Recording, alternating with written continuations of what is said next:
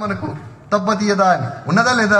అయి అబూలహబ్ ఏం చేశాడంటే మహాప్రవక్త సల్లల్లాహు అలైహి వసల్లం జన్మించారు అన్న సంగతి ఒక బానిస వెళ్లి చెబుతోంది అబూలహబ్కి.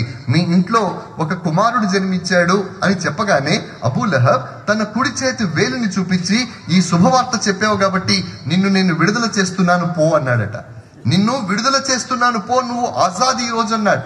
అన్న తరువాత మరణించాడు, చచ్చిపోయాడు. చచ్చిపోయిన తర్వాత 1 సంవత్సరం తర్వాత తన కుటుంబ సభ్యులకి కలలో కనిపించాడు. కలలో కనిపించినప్పుడు అడిగారు, ఎలా ఉంది, ఏం జరుగుతుంది అంటే అప్పుడు చెప్తున్నాడు అబూలహబ్. ఏం చెప్తున్నాడు? ఖబర్లో, సమాధిలో చాలా భయంకరమైనటువంటి వేదన అనుభవిస్తున్నాను. మామూలు వేదన కాదు, చెప్పనలవి కానటువంటి శిక్షను, వేదనను నేను అనుభవిస్తున్నాను. కానీ ఏం జరుగుతుందంటే ఒక సోమవారం రోజున, ప్రతి సోమవారం రోజున నా చూపుడు వేలు నుండి నా నోట్లో తీయటి నీళ్లు వస్తున్నాయి అన్నాడట. ఒక తీయటి నీళ్లు నా నోటికి అందుతున్నాయి అన్నాడట. ఎందుకు? ప్రవక్త సోమవారం జన్మించారు, వాడు చూపుడు వేలుడు చూపి. కాబట్టి అలాంటి ప్రవక్త, అలాంటి సల్లల్లాహు అలైహి వసల్లం యొక్క మహోన్నతమైనటువంటి జీవన విధానాల్ని మళ్ళీ ఎప్పుడైనా జీవితం మిగిలింటే మాట్లాడదాం.